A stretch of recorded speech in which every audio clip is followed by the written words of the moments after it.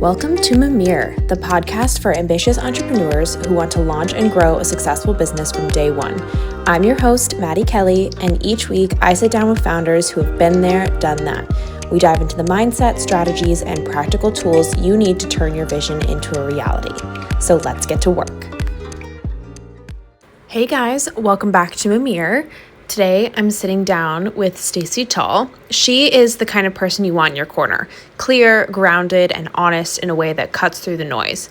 She's built a career most people only dream about, writing for Francis Ford Coppola, working inside brands like Google and Walmart, and eventually buying a home for herself in San Francisco, one of the most expensive cities in the world to do so. But Stacy's story isn't about flashy success. It's about figuring out what you're made of, betting on yourself, and building something real on your own terms.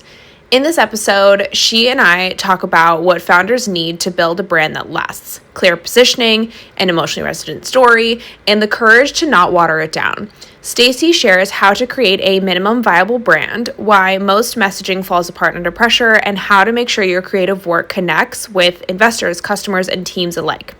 Together, we cover the brand mistakes that still make her cringe, why niching down isn't a risk, it's a differentiator, how to listen to your customers without losing yourself, and the danger of rinse and repeat marketing and how to stay sharp.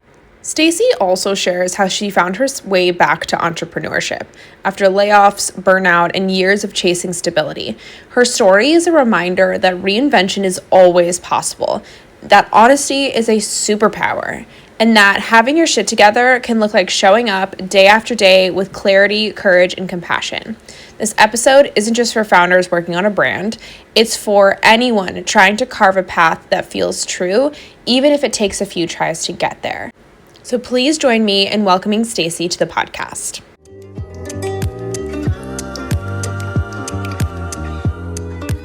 Stacy, thank you so much for being here today. I am so excited to chat with you. But I have to say, I was stalking your LinkedIn before this, naturally, as one does. And I noticed that you do salsa dancing, which is super cool. Thank you so much. Yeah, I do. My dad, before he took up photography for a living, was when he was younger, trying to make it. He was a ballroom dance instructor. And my mom and dad always danced together, like partner dancing. And so I saw that in my home. And then I always, grew up as like a little tiny dancer. But in my adult life, I took to salsa dancing, which I really love. I don't do it enough. I wish I did it more.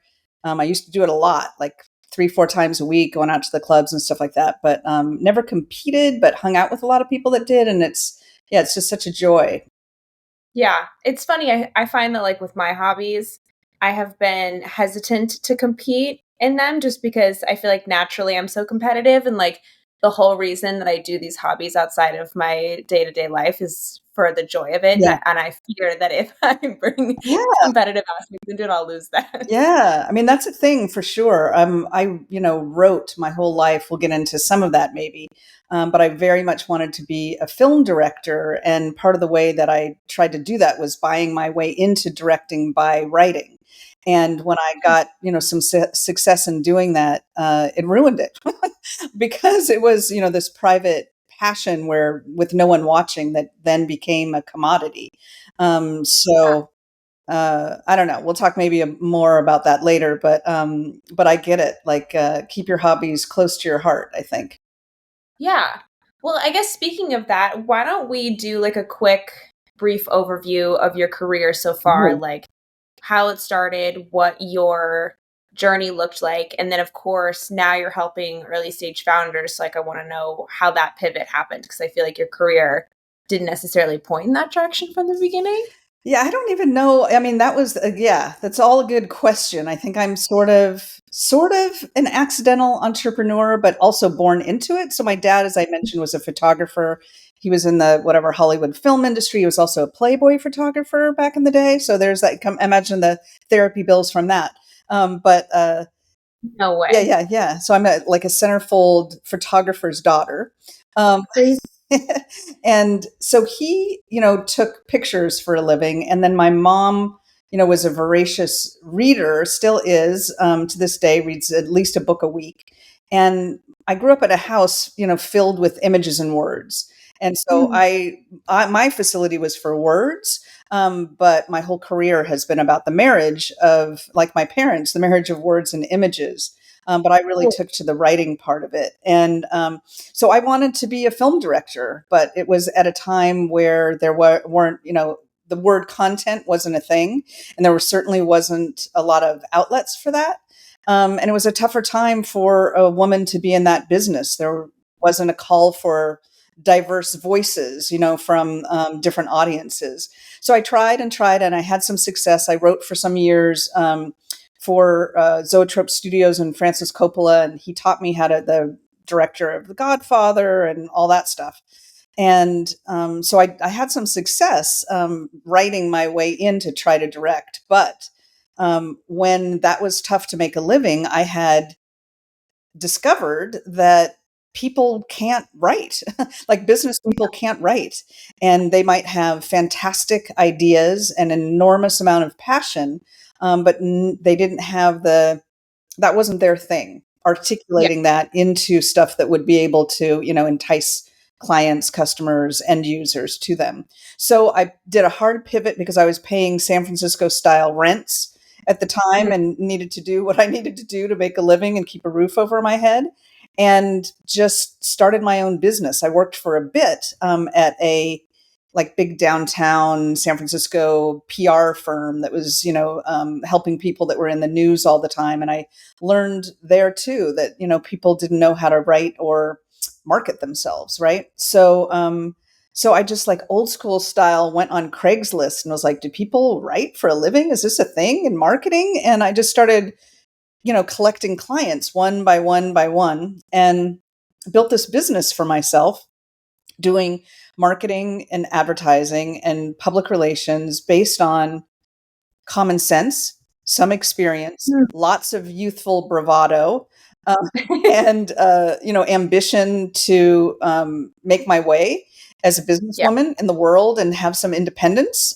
Before remote working was a thing, and so I did that until the economy tanked in 2008. So I had my own business for about a decade after doing, Wow. stuff in house. And then the economy tanked in 2008, and a lot of the work that I, had built up over time was in the real estate development world and the retail world, and those two sectors were just tanking. And Mm. Maddie, I wanted to keep that roof over my head. I wanted to keep that roof over my head. I'd bought a house as a single woman in San Francisco by that time, no small feat, and I was desperate, to keep that hope alive. So I had done some independent contractor work for Walmart.com, and they Mm. gave me a call because Walmart Stores Inc. out of Arkansas was looking to create a kind of brain trust in the Bay Area to draw off the talent there to help with the marketing and advertising for their proprietary brands. And so I got this port in the storm. I got this incredible call, and I was so sad, like, am I going to give up Yeah. my freedom to go in house, after 10 years on my own? Ugh. Um, Work for the man. yeah, I'd like and work for the man. That was a tough one at the time with Yeah. Walmart, tough again with Walmart, but not a good reputation. And so I struggled with that. But then those direct deposit checks started coming in every 2 weeks, and Yeah. it was like a holiday, that someone paying into my, after the ebb and flow of being an independent contractor for so many years, to have a steady paycheck, and somebody paying into my 401k and my medical and all that stuff. Yeah. Oh my God. It was like a holiday every 2 weeks. And so I got, wedded to being in house, but because I was in the volatile world of Silicon Valley marketing and advertising, I went in house for a number of years, but I was laid off 5 times in 10 years. Wow. And each time I worked for Google and Walmart and Yahoo and Williams Sonoma's Pottery Barn brand. And in all those years, yeah, I got laid off 5 times in those 10 years. And when the pandemic hit, I was like, I got to bet on me. I realized that each time that I would get laid off to fund my job hunt, I would go back to my consulting work. And that's what gave me this incredible exposure to startups, in the Mhm. hub of everything in Silicon Valley. And I met so many great people and worked with a lot of like really smart founders. And I also worked for an agency for 5 years, a proper digital global agency. And, when the pandemic hit and we were all kind of, so many of us forced into this existential professional crisis of like, why have I been commuting 3 hours a day? And what is work and what is life? And is there a balance? Yeah. Yeah, I realized that this want for a steady paycheck was an illusion, that every 2 years I was having to, on average, I was having to turn up the machine of trying to find work again. And it was, Mhm. I imagine folks that are listening or watching know how hard it is, especially now, to work. The work of getting work, right, is tough. And It's yeah, it's really hard. So much compassion for that. So, um, I in this forced soul searching that many of us went through, I realized I was just going to bet on me. So for reals, I went out on my own again and haven't looked back. it's so Yeah. interesting. I think the full circle moment for you is so fabulous because I feel like, and correct me if I'm wrong, but it seems like from the beginning, like you knew that you had the skill set and the drive and the ambition necessary to make it on your own, and you did make it on your own. And then it was like, what I'm curious to know what you think that feeling is when you're like, it was born of circumstance naturally that you had to go back into like corporate life, but and it's hard because I think that works for some people, but to have gone back to betting on you and being in that, like, that transition I think is really interesting, and I think there's something there in terms of, like, especially as a woman and as a business person, like, I think there has to be some level of, like, imposter syndrome and Right. doubt then, Yeah. and then on top of that, having the safety net of the paycheck and all the benefits that come along with that, because I feel that very deeply, like, Mm. I know that I have the skills to make it on my own, but to do that seems crazy and hard. And like, I was unemployed for a while and I felt the same way. I was like, I have got to keep this roof over my head. Like, I can't just keep doing this and the lifestyle isn't working. So I had to go back to work. But like, there's definitely a lot of friction there that I think a lot of people who have one toe in the entrepreneurial lifestyle and one toe out experience on like a daily basis. Yeah, I think it's a deeply personal thing, and I imagine for most, a lot of it comes down to money, which is a Mhm. deeply personal thing. Right? Yeah. So for me, I felt like after years and years in house that I was so wedded to the steady paycheck that I felt like I didn't have the guts for the ebb and flow anymore. And I Yeah. wasn't wrong. Um, but also, again, the revelation being that it was so hard, like, get rid of LinkedIn Premium and let go of networking and concentrate on the job at hand when would go and get a job. Um, it was so hard to like turn that machine on again. It was so Mm. effortful. And then I had to do this soul searching because immediately when I got laid off, again right at the cusp of the pandemic, immediately just started applying. Yeah. And I realized that well, I had this moment when the pandemic hit. One of the only silver linings was for a lot of us, I think, is like what really matters. I Yes. realized that I was under an enormous amount of stress in the jobs that where I worked in house. I was part of senior leadership, and with big accounts, and came from this Mhm. 5 years almost that I did at this agency, and it was super it's great people, but super stressful, like deadline driven craziness with big like Google, LinkedIn, Facebook clients.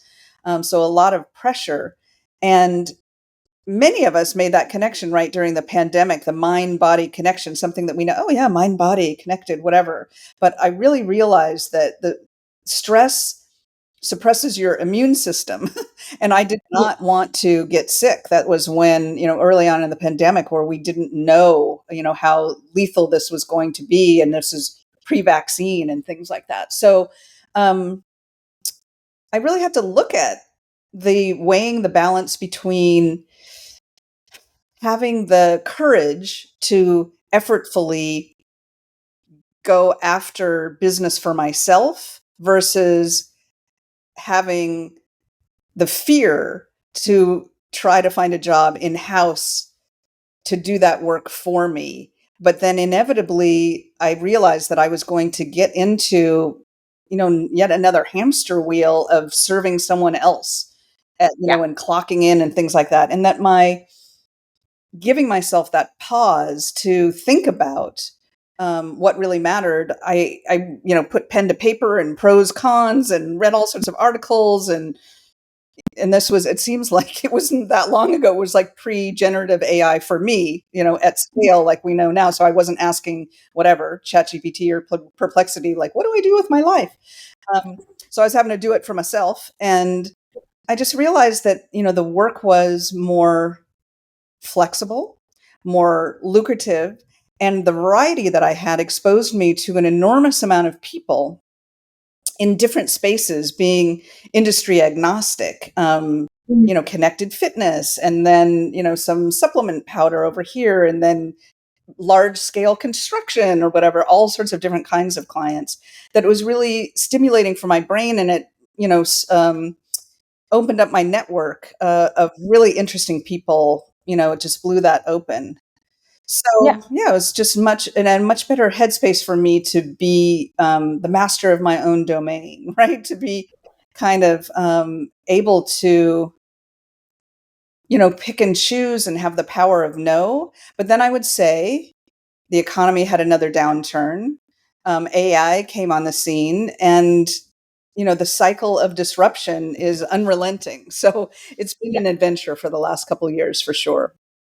Yeah. And I'm sure those challenges have like kind of a fun aspect to them. But throughout your experience and this like wide breadth of knowledge that you've amassed over time, I would also kind of love to talk about what it means to build a brand as an early stage founder that investors love, customers love, that teams really get rallying behind. Like, what are people missing when they're building a brand strategy? Because I think at the beginning stages, there's just such a focus on product, which there's nothing wrong with that. But at the same time, like there's a notion where it's like build product, don't worry about branding, focus on that. And then once you're in a good spot, like then you can start to invest in your brand. So, do you agree with that notion or do you think that there's a way to build simultaneously? Yeah, I think so. That's what's interesting for me is that, there was this personal soul searching that I had to do, this gut check I had to do about my work and how I really wanted to be spending my life. And so much of life is work, right? But then there was this other thing of when I gave myself the time to do that soul searching for real. What I realized is that in all my work, whether it was enterprise, Google, Walmart, Yahoo, agency life, which was smaller clients and big, huge enterprise clients as well, and all the startup experience that I got over that time, talking about 20 years, whatever plus, um, that a pattern emerged. When I sat back and looked at it, a pattern emerged that the statistic now I think is something like 82% of startup businesses fail within the first 5 years. And and if you dig into that, part of the reason why is that those, and in all my experience, whether it was on the agency side, me as a consultant, or Mm-hmm. in-house, is that those businesses that do not invest some time and thought into the foundational strategy work of building a brand up their odds of failure, because then they show up in the marketplace inconsistently. That's one thing, right? Oh. And then the second thing is that as you grow, you don't have then, if you haven't done that foundational brand work, you don't have a touchstone to build your culture, Hmm. to attract and retain the right folks, that are the cultural fit for you if you haven't articulated those things. So it shapes culture as well, which is really important. And I would say that beyond just, like what, not just, but, the being consistent in the marketplace, knowing who you are, showing up so your customers know who you are, can recognize you in time. And then this culture building part of it is that having worked, especially on the agency side, that if internal stakeholders, and oftentimes with startup businesses, there are co-founders or somebody brings in somebody that's the money person and they're the idea person. If you don't have a brand strategy that you're agreed upon, then you don't have this touchstone to help you get through the approvals process for everything else you're going to do, right? And so if you just have it in your head or gathering digital dust somewhere in some business plan you did long ago, it's kind of like couples, right? If you don't talk about, it's like communication. If you don't talk about the reality of what it means, what does it mean to us to be a couple, to how do we feel, what are our values when we raise kids, all that stuff comes up in the moment, right? Yeah. It's like, oh, I thought we were going to get our kid baptized. You're like, I'm Jewish. What is happening here? So it's the same in business, right? Is that lots of times everybody is just so eager, which I, totally love their passion to get their whatever it is, their, work baby, their product baby out there, that they don't take the time to do this foundational work. And it comes back to bite them because then you can't get any of the creative out the door or the product out the door or the UI out the door that Yeah. comes back to whatever these foundational bits are. And then, most importantly, there's a huge disconnect between you and your end user, client, customer. Can you dive into like what actually this brand strategy would look like? So if somebody's listening to this and they're like, shit, I definitely don't have that document up. Like, what are sort of the key components to make sure that they can have that in their back pocket that's like simultaneously scalable, but also nimble enough to allow for customer feedback and like to, iterate as the market reacts to that? Yeah. Well, that's how I work, right? So I bill myself as an MVP brand strategist, and many of your followers may recognize that MVP meaning minimum viable product, right? So Yeah.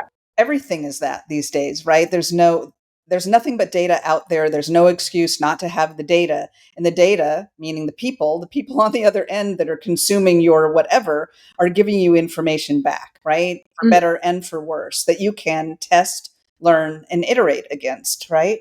So, Mm-hmm.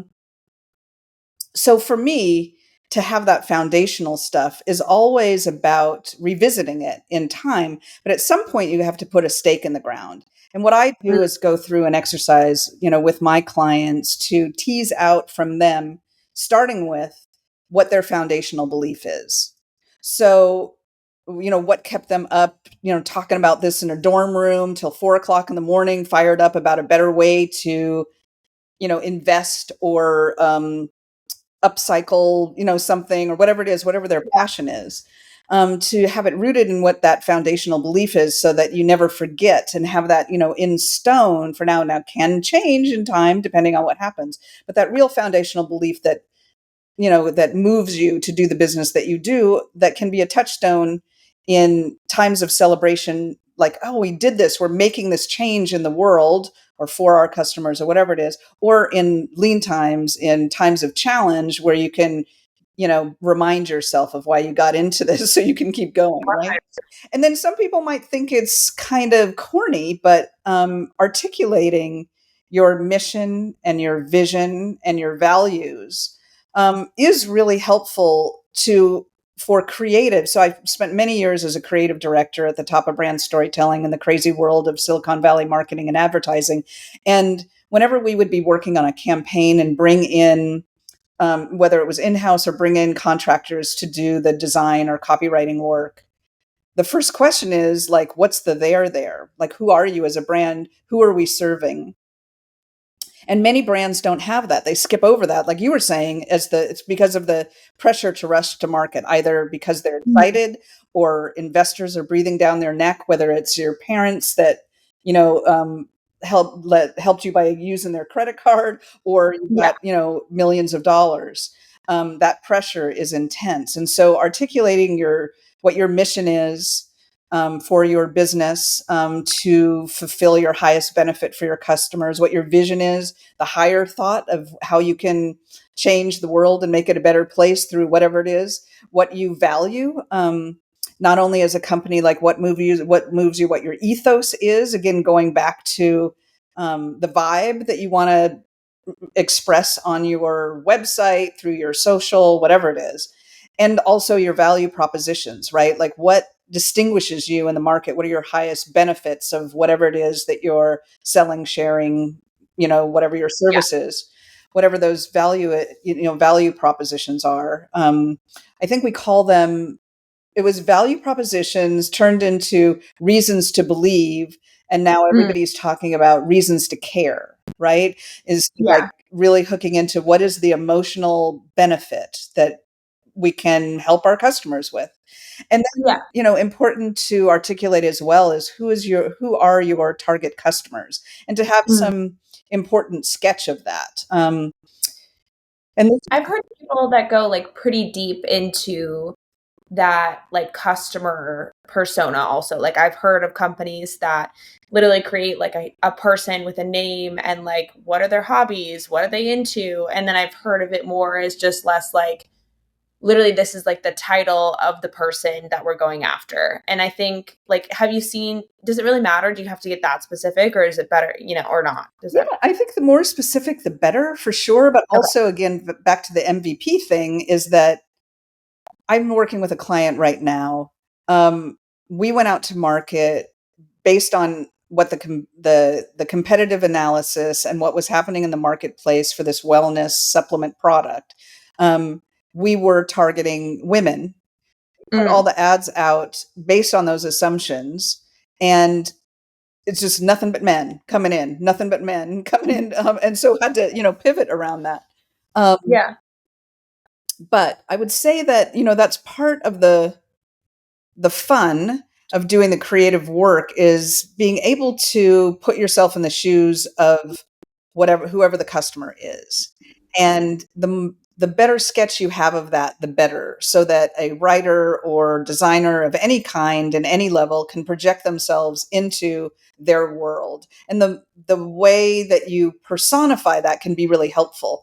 I mean, this is the central stuff that helps inform and inspire creative work, right? So you could lots and lots and lots of brands. This was pre-influencer, and certainly now, with your persona, always put up like who is the ultimate whoever that would be our client, who personifies it, who what movie star or influencer or whatever do we think our audience would relate to. And then you got to test against it. So I think the more you can get into the demographics and the psychographics, the better. But Mhm. also, not forgetting the emotional drivers as well. Like what problems are you solving? How are Right. you making their lives easier, better, more interesting, more exciting, Yeah. whatever it is? I think it's like the more that you know about them, the more that you likely understand their pain points. So you can then relate to them. And then, like, I can't think of a company that's in it not to help solve those pain points or to sort of like, improve their lives in some way, shape, or form. Like, I think that emotional aspect, like, probably comes from that exercise Yeah. also. But what's interesting about it that I've seen, and this is for, businesses big and small, I'm talking about solopreneurs to, big enterprise businesses, is with the market pressures, meaning money, right? Mhm. They forget. Like you go in all about the client, like all about the customer, all about, your end user, and do all this work. And when you start and go out to market, and you might not get the immediate result that you're looking for, this impatience sets in, right? And you have real Mhm. market pressures, and the customer, it's this a phenomenon that I've seen time and time again, that the customer begins to fade somehow, because you're in this grind of trying to appeal to them, by tweaking things based on numbers and not really listening. It's sort of like talking at people and not really listening. No, I think this is something that I've talked about a lot, and it's always been kind of a reason that I've stayed away from like really big corporations because I feel like that connection to the customer inevitably gets lost the bigger that you get. And I think that happens because with scale, it's like this double-edged coin of scale where you have the ability to expand, but with the ability to expand comes like people who specialize in very certain things. And it's like you kind of get it's like a little mole situation where you're just like digging super deep, Yeah. but like your customer's way up here.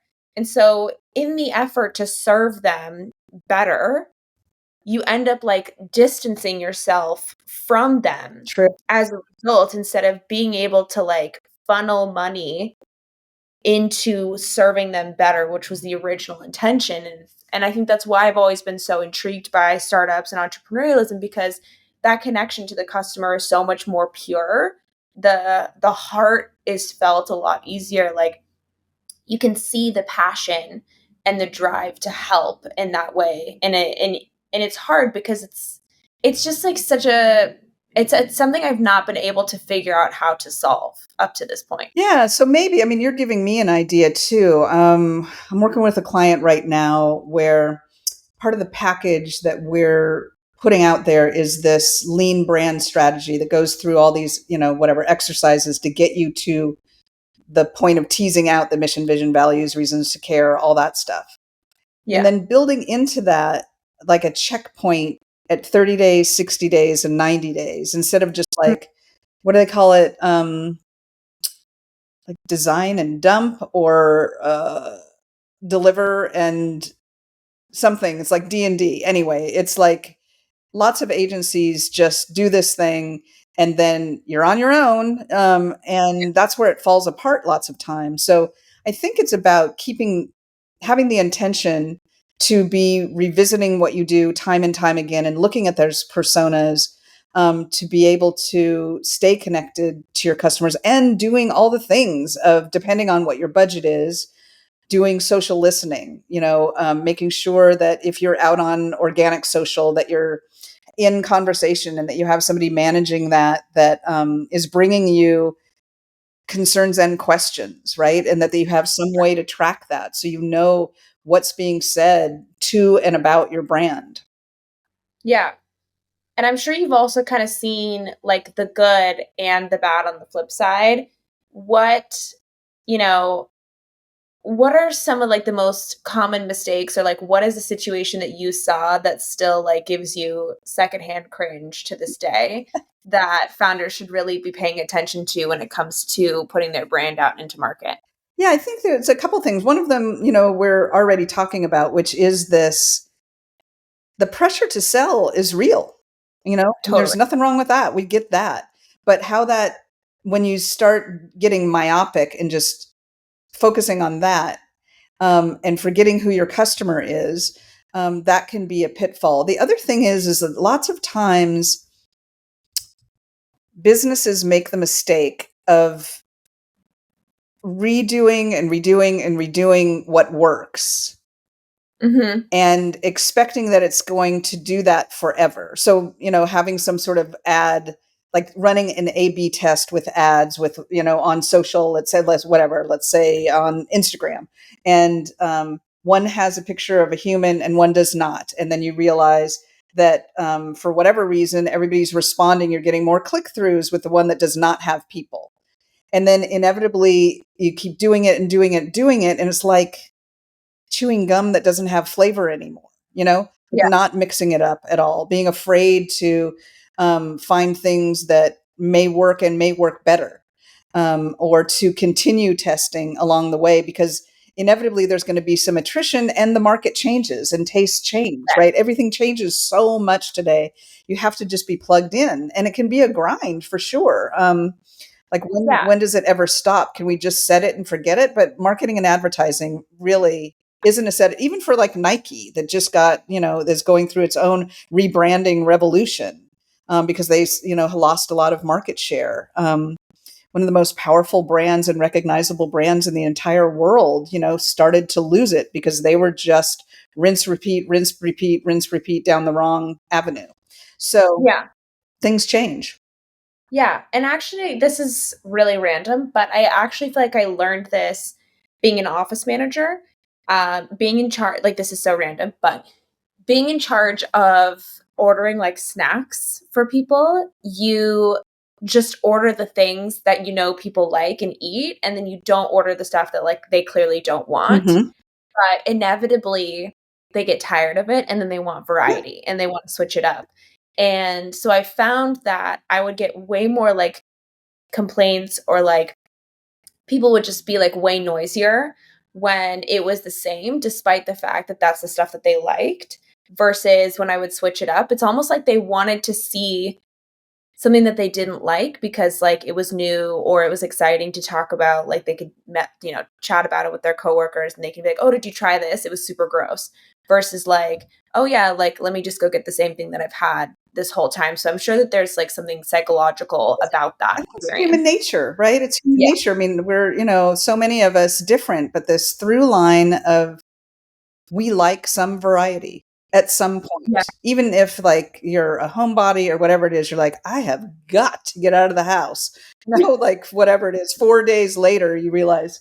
So I get that. But it's interesting that I was just thinking that passion drives entrepreneurship, Hmm. but fear drives marketing. And that often makes you more conservative. Like you were talking about in your experience as an office manager, is that like, the people pleasing of it and to make your life easier is like, okay, everybody wants whatever. I'm just going to order Yeah. that sun chips, whatever it is. I'm just going to order it over and over and over again. But to throw a little something in there every once in a while, like you'll get people's attention, like, oh, snap, Maddie got us whatever. Yeah. That's such an interesting way of thinking about it, and I never put that together. But can you like dive into that just a little bit more about the fear part of marketing?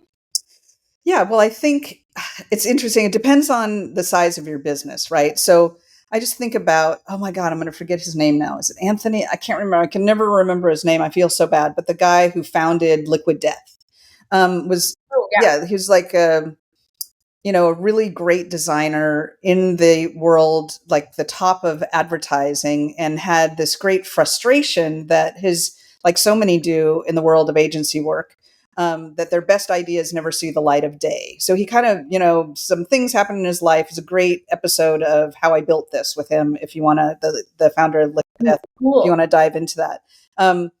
But things in his life led him to this revelation that to do Liquid Death, to have a water that was billed as kind of like a beer, Yeah. um, would appeal to a certain audience, and that you could have a lot of fun with that marketing and advertising. And his passion rings through, right? Is Yeah. that he It's was so fun. uncompromising. This was always about a distinct point of view. It's not Yeah. for everyone. It was never meant to be for everyone.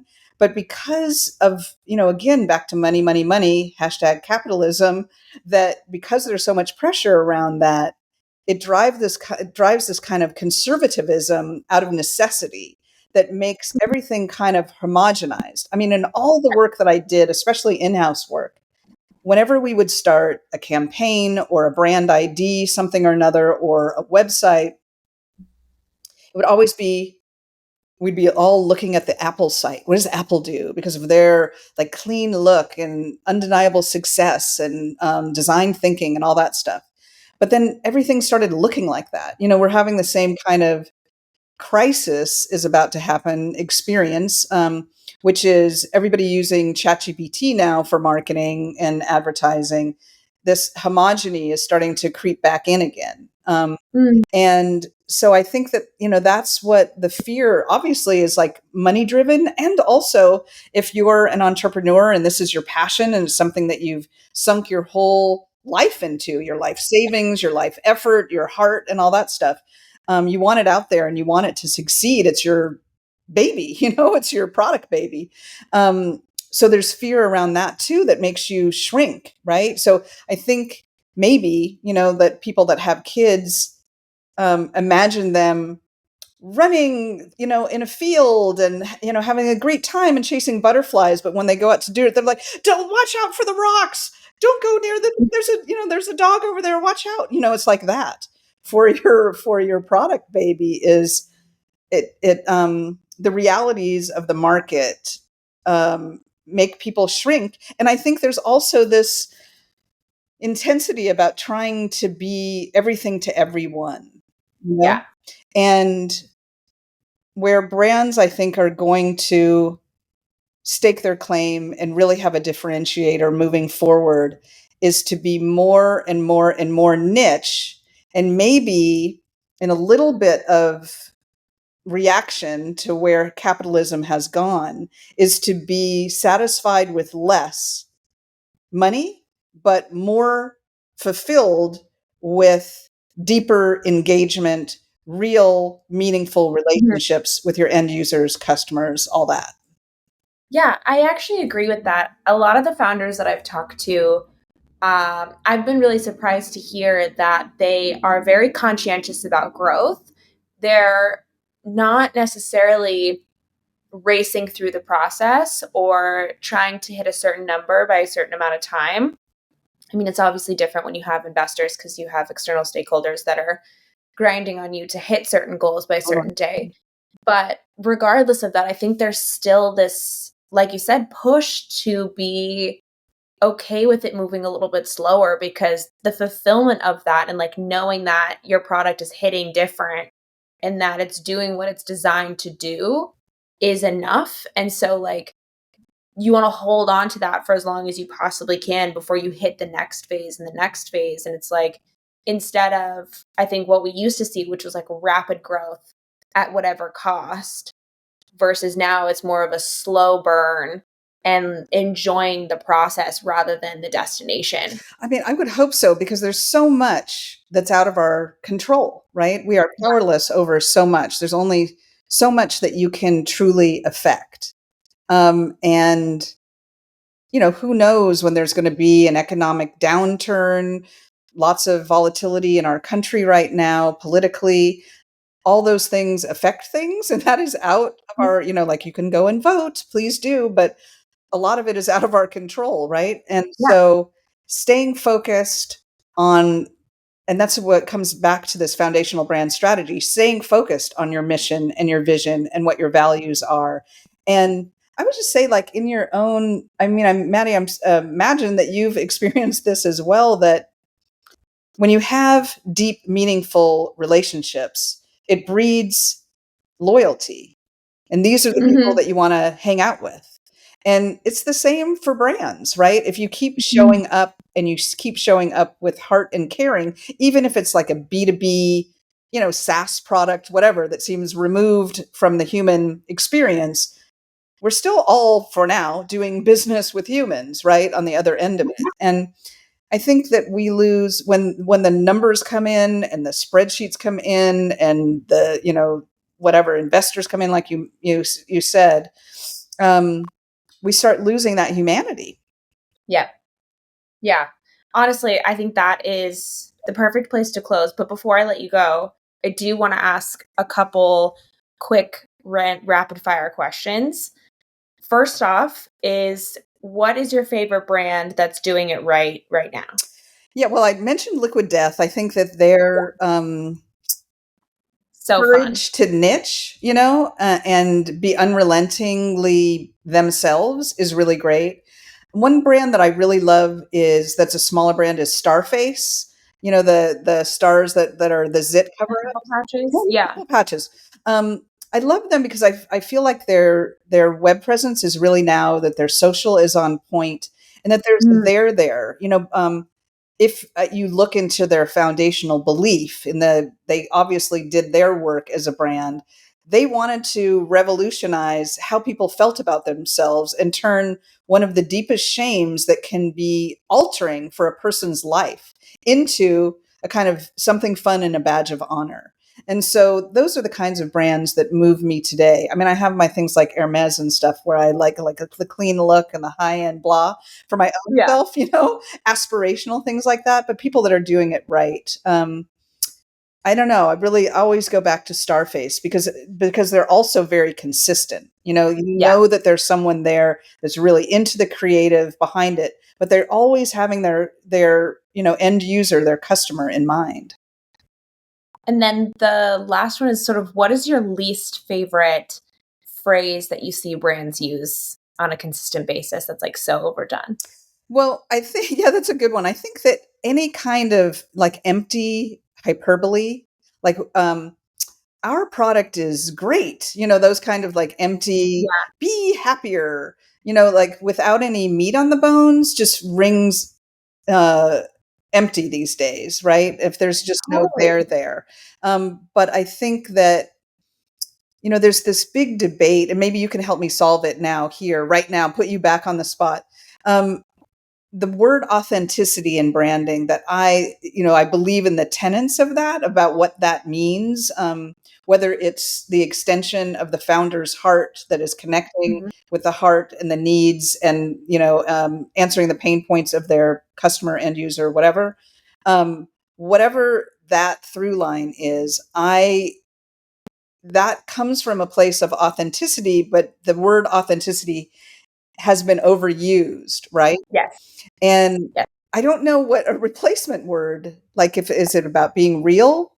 What do you think? I would probably focus on like the feeling that you get when you encounter somebody who is presenting themselves authentically. I think it's about like that connection and that feeling that you get when you meet somebody like that and you have that interaction that feels really genuine and feels like you skip all the surface level shit and you just go straight to the heart. Mhm. Like I think that is probably, if I were to be given that task, like how I would think about it, instead of just being like, how else can I describe the word authentic? I think I would probably like streamline and go right to the feeling that you get when you have that and then like focus on that. Yeah. And I think what's interesting, I know we got to wrap, but I think what's interesting about that is that brands know that now, especially for emerging generations that have cash, is that having some real connection there, having a vibe that's real,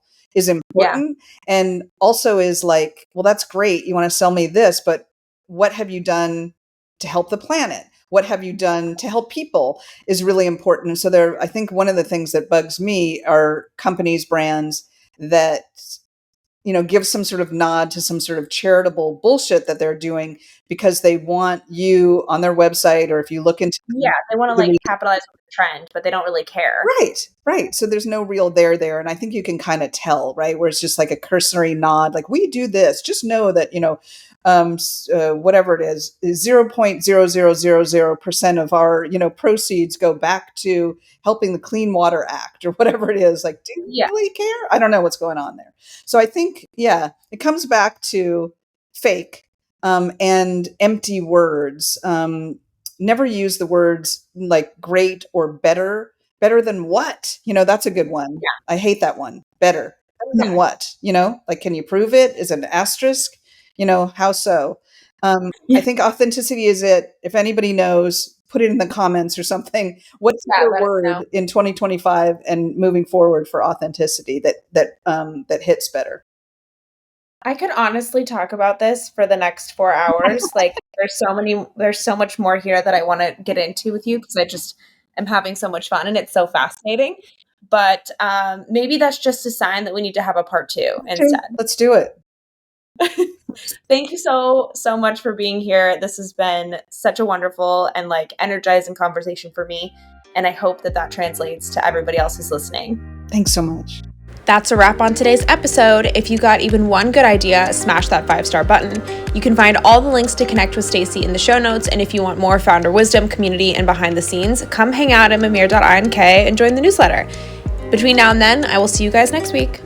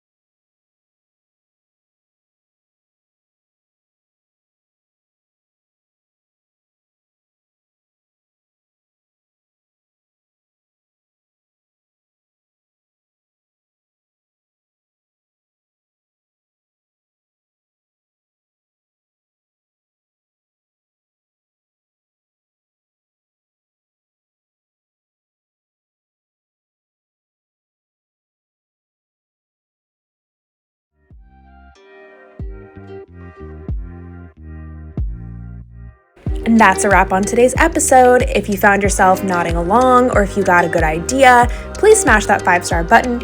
And don't forget to grab your pack of Off the Record using discount code MIMIR10, that's MIMIR 10, for 10% off of your order. I highly recommend this if you're going to a networking event or if you're just looking to get closer with your friends and family.